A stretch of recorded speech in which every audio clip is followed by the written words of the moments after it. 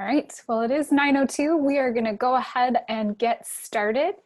My name is Nicole Lyons. I'm from the Jorgensen Learning Center, and I am here with my colleagues, Ray Jorgensen, Vince Starks, and Amy Ryan. And on behalf of our team, I am so grateful that you are here with us today. We want this to be interactive and as engaging as possible, so we're going to use the tools we have within our webinar platform today. So feel free to use the chat to interact, to provide comments, and feel free to use the Q&A to ask us questions, and we will be pausing and answering those questions as we go throughout the session today. If we have time, we may invite you to unmute and join in the conversation with us, so be prepared for that as we go throughout the session today. Within our organization, we believe that conversation is a fundamental leadership discipline, and that conversations you hold with yourself define your reality. So in today's session, we'd like to create a space for you to notice and reflect on your self-talk and why that's so important. And we're going to develop a common understanding of where your self-talk comes from and how you sanction it as truth. And at the end, you're going to have some practical ways that you can shift your self-talk in order to change your mind and hold space for difference. And with that, I'm going to turn it over to Ray to check us in. Thank you very much. And those of you that are used to us probably noticed that Nicole did our CPO. She said why we were here and what we hoped all of us would understand together and what each of us might do differently. Those are part of our practices. And so with that said, Amy, what did you hear and what did it mean to you as you listened to Nicole kind of set the stage for our talk? So it's a great stage setter. So thanks, Nicole. What we bring, we are at JLC, we're very committed to conversational leadership into the conversation. We know the conversation is everything, but what we bring into the conversation is critical. And often we bring a mindset developed through our own self-talk, and that sometimes inhibits or impacts our ability to lead through conversation. So I know that today we're going to talk about where that all begins and how we can address that and move forward. That's really good. And I like the idea of moving forward once we kind of address our own self-talk and how our self-talk it will actually hold us in a space. And how do we get out of that space once we've told ourselves our truth for years and years and years? That's beautiful, and thank you. Vince, what did you hear? What did that mean to you? So thanks, Ray. So I heard a very, very similar thing. Self-awareness is what I was taking away from that introduction. Being self-aware is really an important component of leadership development. We want to have conversations. We want to be able to lead people and organizations, but it starts within and knowing where you are, what your perceived biases are, what your thoughts are, and how those things impact and influence what you put out. So I'm excited to, become more self-aware of what drives what drives me and my activities. And so I heard Nicole summarize that we're going to examine that a little more closely this morning or this afternoon, and to talk about how we can recognize it and then what can we do to move forward and move past some of those stumbling blocks. Yeah, I like the idea of recognizing it and then what do I do about it? So I noticed that I've done this for a long time and I've almost forgotten about all the little T truths that I hold about myself and my capabilities. So self-awareness begins at home with us, looking out for what do I say about myself? How do I define myself? Now, before we go forward, I'd like the participants to know a little bit about who is in the room with us. So Vince, give us about 15 or 20 seconds about who are you and where do you come from? Sure. So I'm Vince Starks. I'm a healthcare professional, a registered nurse by professional training. I spent 30 years in the Navy, and where I worked in the first part of my career, working in hospitals and resources and operationally deployed, and spent the last decade or so working in systems, organizational, executive leadership, policy development, et cetera. So I'm very happy to be here with you, and that's a little bit about me, my background. We're grateful to have you, Vince. Amy, tell us a little bit about you. Hi, I'm Amy Ryan. I am an educator by trade. I started teaching 40 years ago and had a wonderful and fulfilling career for many years. the past 2 decades in leadership roles, and most recently before my retirement as an assistant superintendent here on Long Island. So that's me. That's excellent. Thank you so much. Nicole, who are you? I am Nicole Lyons. I spent 20 years working in a corporate environment for an insurance corporation, and had several roles within that company. In the last 10 years spent in organizational development and learning and development, and really love being here at JLC. Fantastic. Thank you.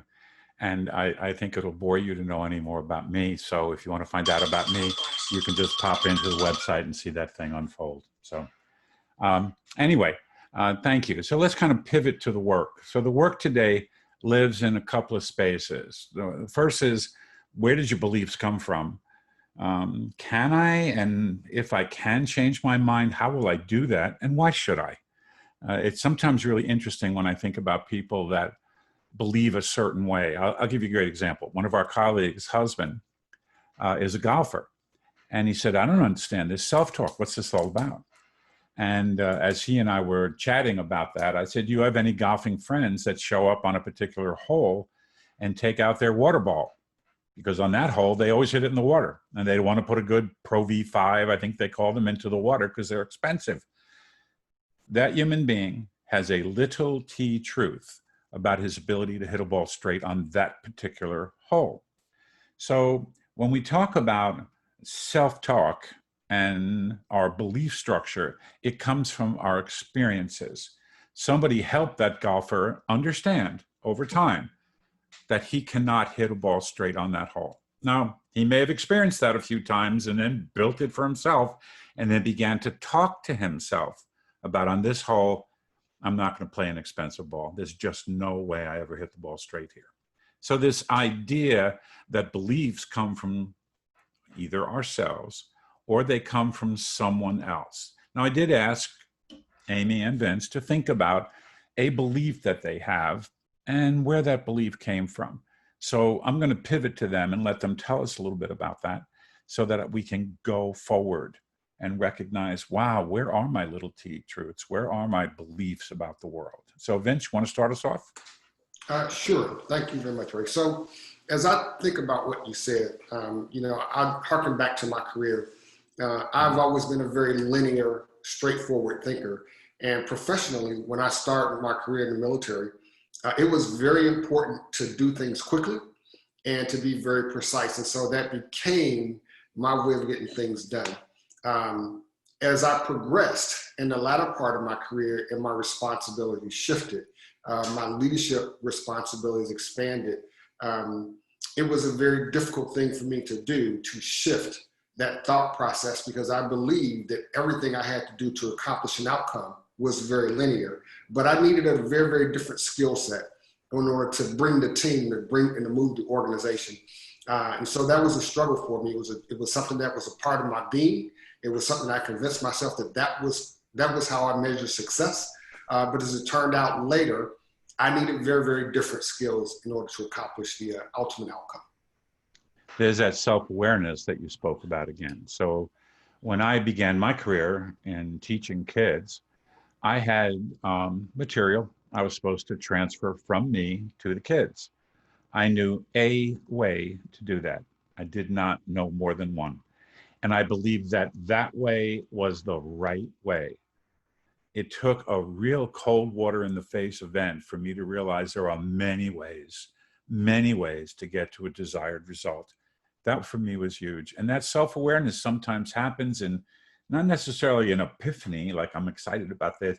It comes with that old, 2x4 to the head. Really? There's another way to do this? And my God, did that change everything for me moving forward. Thank you, Vince. That was beautiful. Amy, what you got for us? So I also did some thinking about my early career after we had this chat the other day. And I remembered being a young teacher and being very goal-oriented. Most teachers are, perhaps even more so a special ed teacher. We have an end game in sight, and we're going to get there no matter what. And that worked to an extent. But when I moved into leadership roles, I learned that my goals weren't necessarily the goals for the system or the group. So what I learned was that I had to start creating some space to let the other goals come in. I had to develop, most importantly, my listening skills, and learn how to create safe space for the people that I was working with in order to move anything forward. So I think that was a critical learning for me early on that I still have to work at, because I'm still the same goal-oriented person I was 40 years ago. But, through the disciplines of conversational leadership, I begin to hone that skill. Yeah, that's beautiful, Amy. And there's a space in here for us to learn together about what other people want. So one of our mantras at JLC is that the number one priority for all of us is our number one focus is to help the team win. So as an educator, as the leader of a shop, working as an RN, help the team win. It's a big deal. If I don't understand the other people's beliefs, what they actually believe about the situation, my self-awareness is limited and I don't get to go to the next space. So you've done a beautiful job setting the stage for us. And I'm going to do one more little piece on where they come from. This is really important. People behave and act according to their belief level. Example, I believed for a long time that I was unable to learn language arts, to read well, and I lost my ability. Someone told me, you're really good, Ray, in math and science. You're really not good in language arts, literature, social studies. My entire career, all the way through my secondary and post-secondary environment, reflected that little T truth, that Ray, you're just really not good at this. And it was someone who loved me that told me that, someone who really cared about me, said, listen, you're great in science, you're great in mathematics, but let's be honest, you really are not okay. Now, when someone who cares about you, and even if someone who doesn't, but someone who has an impact on you, says something like that, I begin to think about it. And I say it to myself over and over and over again. My self-talk becomes, hey, someone who I really care about, someone who has a great position in my life just said to me, you're good at this and you're not good at this. This matters because words create pictures in here. And if it's an emotional picture, I will start telling myself that's the case. I watched someone do that to one of my sons, who told him he was never going to be able to play baseball because he's afraid of the ball. It took him 2 years to overcome that little T truth. And it was someone who cared about him. It was a coach, a friend of his that was a coach that was on another team and said, you're just going to not make it. Words, pictures, emotion creates inside of me a belief which I reinforce through constant self-talk, constantly repeating it back and forth to myself. Amy and Vince, I'm going to turn to you for your examples of when this has happened to you that you can recall. Amy, you start this time. Sure. Similar. I think back to when I was young and wonderful people who pointed out to me that I was a good helper person. I cared about people and I would be good at helping people. And I believe that. And it was a good thing because it led me to a teaching career, led me to volunteer work, it led me to motherhood, it led me to all wonderful things that I love. But somewhere along the line, like you, Ray, it became my gift here became something that made something else impossible. So it meant that I wasn't good at mathematical things. It meant that I wasn't good at mechanical things. Machines were not my friends. People were my friends. So eventually I convinced myself that, when I was a young teacher, I couldn't use a mimeograph machine. And I managed to continue to convince myself as a 60 plus administrator that I didn't do well with technology. So took me a while to figure out they were not, in fact, mutually exclusive. I could be good at one thing and good at another thing. So now I find myself saying to myself, I can do this stuff. I am doing this stuff. Look here I am on this webinar. So, you know, it's just interesting. And I think, Ray, your point about the beginning of those messages is usually very often positive. It's often somebody saying, hey, you're really good at this, or, you know, but this other thing, not so much your thing. So focus on the good thing. And again, eventually they appear to be mutually exclusive, which is kind of, it's dangerous to us, you know. I love So it, that's my Amy. little So thing. I love it, love it. And how many times did you talk to yourself when you were younger about your inability to do mathematical and scientific things? Sure. And words, pictures, emotion, math, you know? Yeah. And once that picture is in there, we keep repeating it, repeating it, repeating it. So those words that someone said to you who probably really cared about you, it wasn't someone trying to do anything offensive or wrong to you. They cared about you. They were doing something to make you feel less stress, which I find interesting in working with parents all over the world now who so worry about their kids' stress rather than saying, well, I realize you haven't done this yet. Instead, they're like, don't worry about it. You're probably not that good at that. Or here's a great one from parents I was working with. I wasn't good at math either, which allows me to now say, self-talk is not about genetics and beliefs are not about genetics. It's not a mathematics gene. It's an orientation towards something you like to do. This is fabulous. I told a story recently about a young man that I know very well that was a basketball player in college, and his freshman coach told him, if it's close at the end, you're not the best shooter. Don't shoot. Pass. Get rid of it. For the rest of his career, he convinced himself through constant self-talk, he's not the one to shoot. He gave up open shots when he really should have taken it, made all kinds of discernments on the floor that was all about his own personal self-talk, which then became his belief. Beliefs are given to us for the sake of this conversation. Beliefs are given to us by people that care about us, coach us, or work with us. Amy, that was great. Vince. Boy, okay, so as I listened to that great story from both of you, it made me think about affirmations and what that does to me. So I'll tell a similar math story. We're on the topic of math. High school math teacher, wonderful guy. I loved him. I worshiped the ground this man worked on. The Air Force comes by to talk about a career in the military, and suddenly he encouraged me to become an F-15 fighter pilot. I want to be a pilot, fly. I went back to, talk to my math teacher about it, and I guess I really was a mediocre math student. And so he convinced me that that was probably not going to work out and was not my talent and not my suit. Because of the love and admiration I had for him, I believed it. And so, I ended up not being a pilot in the Air Force. But things still worked out. I still went in the military. That structure that was there for me. And I went into healthcare. And from that, I was still able to carve out a wonderful, wonderful career. But the affirmation of what you can and cannot do, and what was planted from someone that I respected, that I loved, that I admired, certainly did have an impact. And it drew and changed the course of where I ended up. So as you talk, that's what I was thinking of. That's a brilliant story, Vince. It says there's people that work with us that care about us.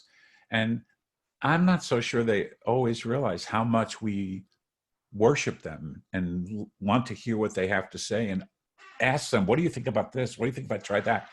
And we wait for a confirmation. So this is really important. You just opened up the next big part of this. So self-talk creates our beliefs. And if somebody says to you, Vince, hey, you really, let's face it, you're not fighter pilot material. You're a great guy and I love you, but you're not fighter pilot material. You say to yourself in your own head, self-talk, I guess I'm not fighter pilot material. I guess I can't do this. That's okay in the moment until you, Vince, goes, I agree. If you sanction the self-talk that somebody else gives you, it now becomes a belief, and then all of us will behave absolutely in accordance with those beliefs. That was a marvelous story, and it makes the point. We can have an affirmation that brings us to a new place, or we can have an affirmation that keeps us where we are. I'm just not fighter pilot material. So let me hold us right here for a second and invite people to ask questions. Are any questions coming in for us yet, Nicole? Yes, I actually think they're listening to Amy's and Vince so well. Yeah, Let no me kind of questions go yet. back. I'm sorry, go ahead. No questions yet. Good, good.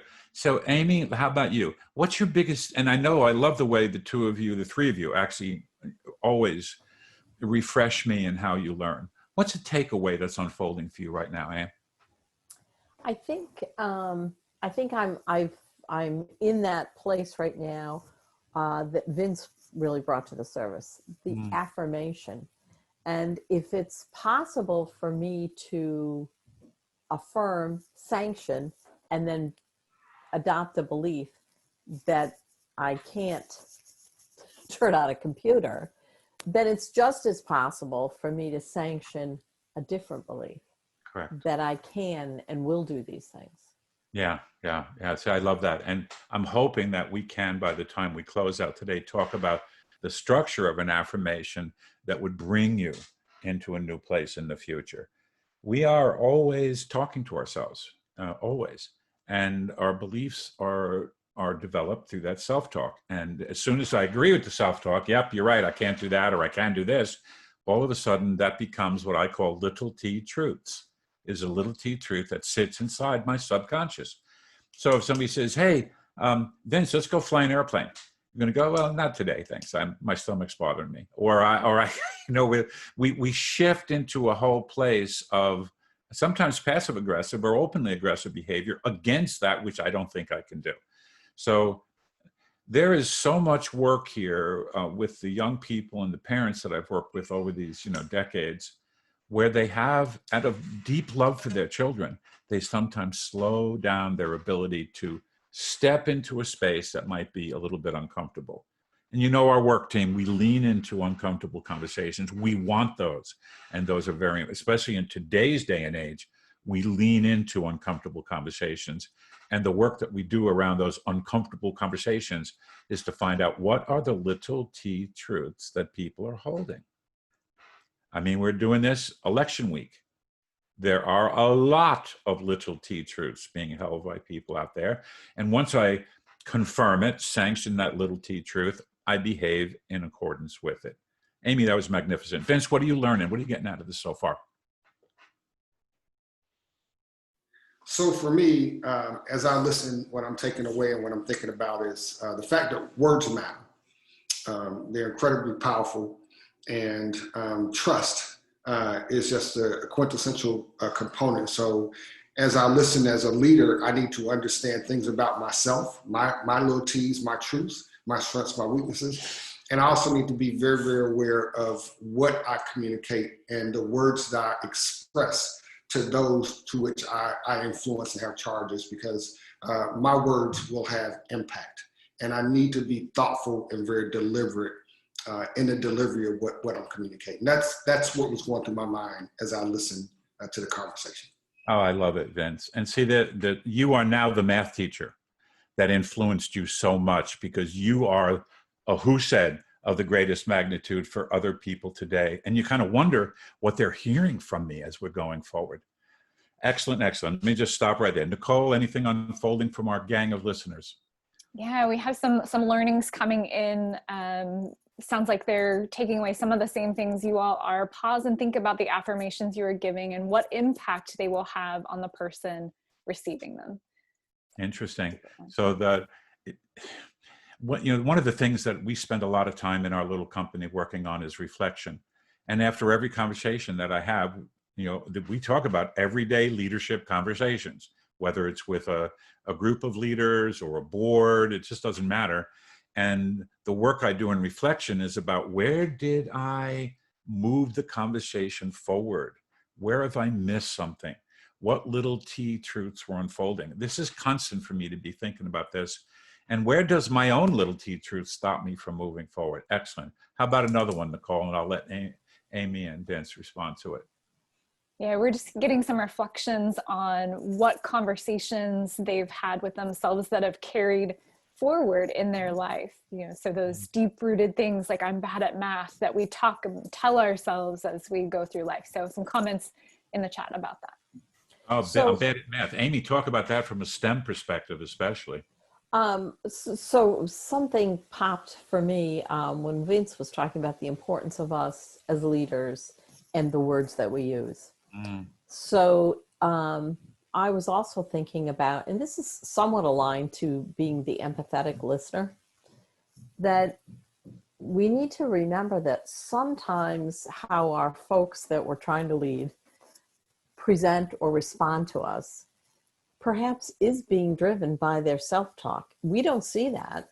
We don't see those chinks in the armor. We don't know what they're necessarily, what they're bringing forward. But sometimes a response that might seem off-putting to us as the person trying to lead something forward, maybe some of that's being driven by someone's own self-talk. So I think an awareness of that, and that people come to us with a whole bunch of different things, is really pretty critical. Amy, we've been getting a lot of people talking to us in our area, talking to our company about empathetic leadership. And the best description of it was for somebody to be able to get, if they're leading me and they want to be empathetic with me, they need to get into my shoes, walk with me, walk in my path. Well, what I really think is empathetic leadership is embodying someone else's little T truths. Sometimes I don't get that chance. Like, what do you really believe about this? All of a sudden, I can provide a level of empathy I miss. So, Vince, how about you? What are you catching here?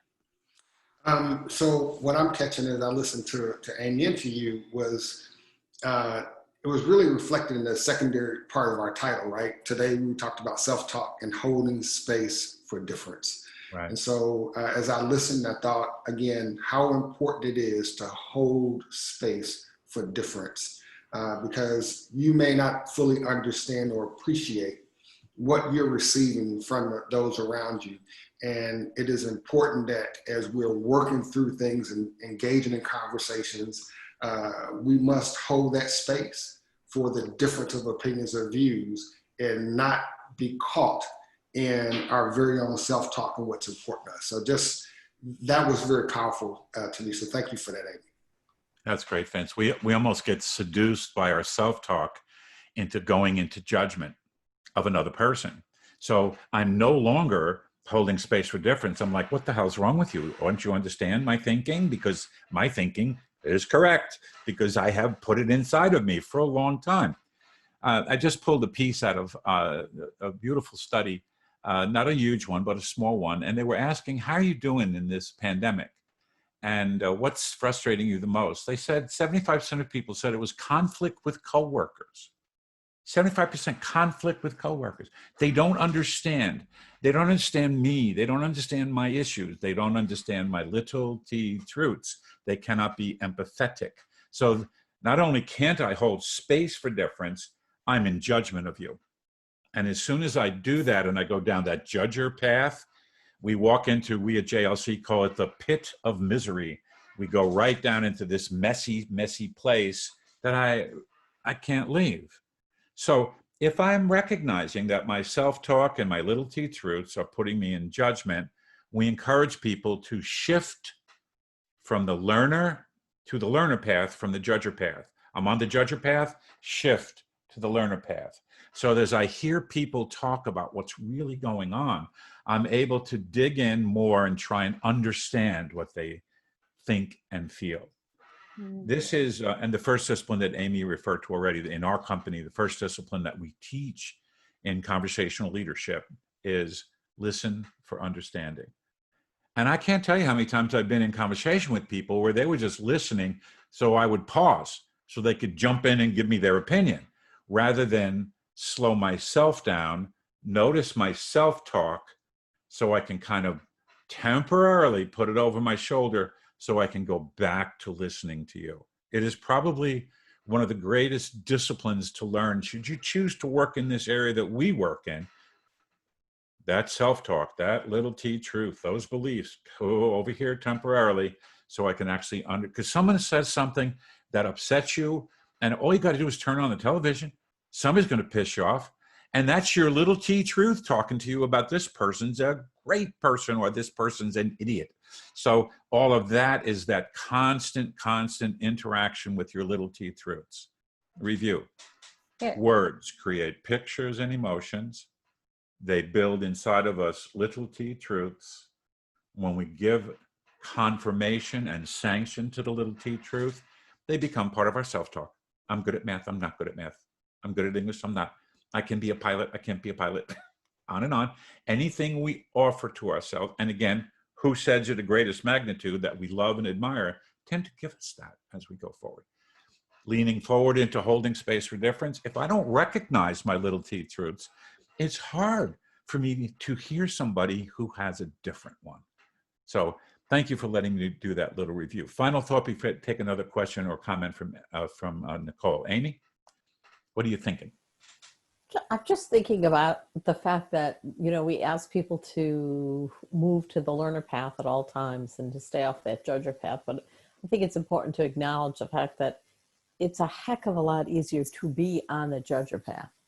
It is way more difficult to be the learner. It's more fun. Yeah, it is more fun. It's like it's easier to be angry than sad. So I think it's important for us to remember that, and to anyone who's trying to learn these disciplines and practice them, give yourself a break. You've been operating a certain way your whole life probably, and now you try to shift your thinking. It's not easy. It's well worth it, and it's kind of fun. It's a challenge, but it's not easy. I love it, Amy. And it requires discipline. And as we keep talking about our work, conversational leadership, everyday leadership conversations, it's an art and science combined together to make a practice. Art and science combined together to make a practice. That was great. Thank you. Vince, what are you thinking? So I'm thinking about the fact that in order to do this work, you have to be naturally curious. And the importance of wanting to grow. You have to have a desire to grow, to get better. And that means that you have to trust yourself. You have to trust yourself and know that it's okay to be vulnerable. Because to be a learner, you really have to, it requires a certain amount of humility and tolerance with yourself to say, I need to give myself space to grow and space to learn something that is not necessarily an area of comfort. And we have to be okay with that. So that was my reflection as I listened to the three of you summarize that. Trust, vulnerability, and being open to learn. So when we're done, and we'll be done just in a few minutes, this time has flown by for us. I would invite all of you that are listening, take 5 minutes. And just journal, just write down some of your takeaways from us being together with you at this time, because I think that's really important. And I'm so grateful everyone is here, and I love my three associates. They're just fantastic. So Nicole, another comment or question that has come in. Yeah, we have a great question here. Between stimulus and response, we have the freedom to choose. Self-awareness is one of the tools we can use within that space to choose. What other tools can be used within that space to help us move towards greater self-understanding? Interesting. Amy, you want to start that one? Sure, give me the hard question. I'm not sure. I have to really think about this. I haven't processed the question. Well, let me play with it for a second, and then we can talk about it. So stimulus and response. And right. There's a discipline inside of us that when somebody pokes us, we tend to respond. And in dialogue, where we work on training ourselves in dialogue, and I went to a few places to learn about what is dialogue, meaning moving through. So there's a stimulus in the room, and then generally it's from somebody saying something, and I immediately think of something and I want to respond. This is why I picked on Amy, because she and I have worked on this together with a couple of other people that she had the privilege of taking care of that were in her charge. And it's almost like the stimulus occurs and the response is instantaneous. Boom, like that. All of a sudden someone's talking and responding to what was there, rather than taking the time to breathe into that space. The woman who taught me dialogue made a statement about me, I think it's 27 or 28 years ago. And she said, Ray, you're just too interested in telling people what you think. And I was like, what? I mean, what I think is important. I wanted to add my 2 cents here. And what she said was, be quiet. If you're quiet and just breathe into this and let go whatever it was that you were going to say, someone else will say it for you. 27 or 28 years, I'm getting so old now, I don't remember how many years, right? So all these years later, that's always happened. As long as I shut up, bang. Yeah, The the wait idea that I time. have. Exactly. The wait time. The wait. So, a brilliant person once said to me, the key is to never react, but to always respond. And I love that, because I think, you know, a reaction is exactly what our participant talked about, stimulus and response. But that's really a reaction, an immediate reaction. A response sometimes takes time. It takes thought, and it takes time, and it takes space. So yeah, the magic of waiting, the magic of time. There's the tool, I guess. There's the simple answer. One of the tools is time. Taking a beat, being thoughtful, giving time to respond. But that's a very difficult thing, especially for people like Ray and I to learn. Yeah, this piece about time and space, and I urge people, when kind of swarmy problems show up in front of you, unless it's like there's a nuclear explosion and we need to evacuate, okay, different. But a hard problem shows up, time, space, reflection, and collective wisdom, which we'll talk about in the seminar, not today. That's a way to get at that. So once we understand my own little T-truth, how I will respond to the stimulus or react to the stimulus, I love the distinction. I've got to figure out, how do I give this a little time and a little space so I can make the best possible response? And again, it's our best thinking in the moment. That's beautiful, Amy. Thank you. Vince, what are you thinking about this? So as I listen to you, I have one example that I would like to share, if that's okay. I recall, because I like to make quick decisions, I had to, number one, be self-aware that I want to find the people that sit around the table and think like me and help me solve the problem. We're going to talk about it. What I recognized as a leader of my boardroom was I had to give myself time, and the way that I did that, a tool I used was, I knew that I had introverts in the room. So I had to know my people, and I knew that the introverts were listening while the rest of us was talking and solving the problem. So I would never make a decision. I would never express my final thoughts until I went around the room, right? Because that was probably the first time I was going to hear from my introverts. And quite often the information that they were providing, they brought to the problem of the equation, changed the course of my ultimate decision. So I believe the question was, what other tools could you use? And I would say, as you talked about the art of listening and slowing down, my example of how I would apply that in actual situations would be, understand your people and wait and make sure you get all the voices around the table engaged before you make a decision. So Vince, I love it, and really love it. Notice, ladies and gentlemen that are watching this, the different backgrounds that we have kind of come together in this this art and science, which becomes a practice of leading. So it's important for me to say this to you. If you practice with us, you always will check the room in, always check in. Introverts, they are not uninterested, they just enjoy being quiet. And the literature on kids, if you're a teacher, is introverted kids will sit in a space, even a virtual space, for up to 30 hours, 20 to 30 hours, and not say anything. Not because they're not unhappy. It's just, that's their leaning. They enjoy being quiet. So leadership, everyday leadership conversations, conversational leadership, practices ways of checking people in and stopping, just like Vince said, wait a minute, okay, thanks for all that. I appreciate all you. I love you extroverts. Let me hear from the rest of the gang. What are you guys thinking? What are your little T-truths? See, once everybody starts to understand this, they're able to be instantly self-aware. Here's my little T-truth about this. It doesn't mean it's an absolute truth. And that's what I get worried about in meetings, that people are constantly doing that.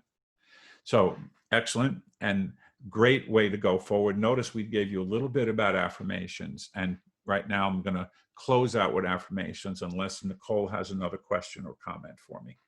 That a no? Nope. So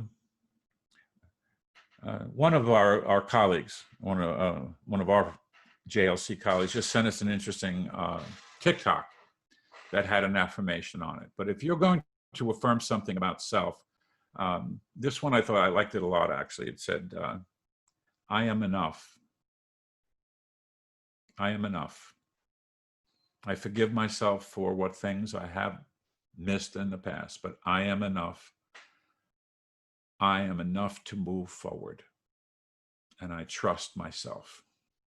That's a powerful affirmation. So here's you want to make an affirmation up about yourself, whether it's your weight, your speed, it doesn't matter, your ability to impact people at work. Affirmations have 3 things in them, which we'll talk about in the longer seminar. 1, they're stated in first person. 2, present tense. 3, future focused. First person, present tense, future focused. When I started working on this virtual stuff, this is the story that Nicole urged I tell you. I'm going to tell you a story. I've been traveling for a long time. 240 to 250 nights a year, I lived in a hotel. 240 to 250 nights a year in a hotel. COVID hits. And, oh, well, we can go on Zoom, or we can go on some other platform, right? And I'm like, that can't be good. I can't believe this. I mean, I don't get to hug Vince or Amy or Nicole, or I can't see them, can't smell the room. I made all these things up in my head. I'm building sentences in my head. So I crafted a little T-truth and a belief that I don't think this is going to work. So I changed my affirmation to, and this took some time. Affirmations take a little time. They take repetition, relentless repetition daily. I really love the online community. I love interacting with people virtually because I wouldn't have been able to see them if I hadn't done this. I love it. I enjoy crafting the material for the online community. I enjoy listening and hearing people's perspectives whenever I'm on the online platform. That was daily, probably for 30 days before I could feel a shift into myself where I now was really enjoying coming into it. Affirmations, first person, I. Present tense, I love these virtual meetings. Future focused. Not today, I didn't, but I am going to love it, right? First person, present tense, future focus. It's a huge deal moving forward. Let me do our practice. Let's check out. What is your biggest takeaway from this? And Nicole, I'm going to get you to play too. So Amy, why don't you start us off? No, I want you. I will go the other direction. I'm doing my Hollywood squares. That's why I love my Zoom. So Vince, what's your biggest takeaway from this conversation? So my biggest takeaway is the importance of being aware of what your self-talk is and what it can do to you. And also the importance of slowing things down and giving yourself an opportunity to receive, different opinions, different thoughts, and energy. So, I mean, we can go on and on. We can continue this webinar for quite some time, but those are my principal takeaways, and I'm out. That's beautiful. Notice he said the phrase, I'm out. Those of you that haven't joined us before, checking in and checking out for the people we work with and for us is a ritual that we all practice. So Nicole, biggest takeaway for you? I'm really reflecting on the idea that words matter. The words that we say to ourselves matter, and the words that we say to others matter. And we just being aware of what little T-truths I may be giving to others unintentionally. And I'm out. That's beautiful. Thank you so much for that. Aim. Similar to Nicole, I'm really reflecting on how critical it is to be thoughtful of what we're saying to people and how we're saying it, because it's not always the words, it's the body language and the tone of voice too, you know. So that is really critical. And then the other big takeaway for me is being excited about further conversations that can explore even more deeply how we can move away from any negatives and into the positive, how we can help folks move away from the judgment into the learner. So I think that those were my two biggies for today.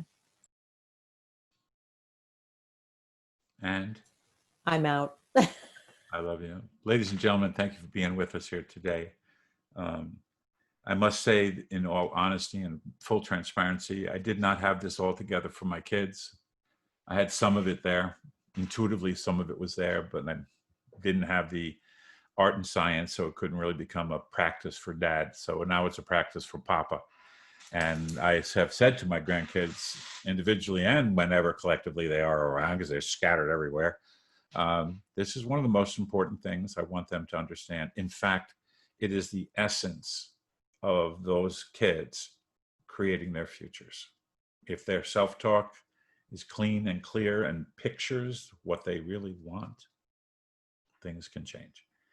Honored to be with you guys today. Thank you so much. Mission Control, back to you, Nicole. All right, thank you guys thank all of you so much for joining us here today. I put a couple of things in the chat. If you're interested in connecting with us, we're at gojlc.com. There's one more opportunity to attend a session like this. It will likely be different. As you saw, we're very conversational here. So it will likely be different. So on November 10th, we have another opportunity to attend Self-Talk Holding Space for Difference. And feel free to subscribe and so you can be in the know and updated on all of the sessions that Ray mentioned that we are offering in the future. Thank you.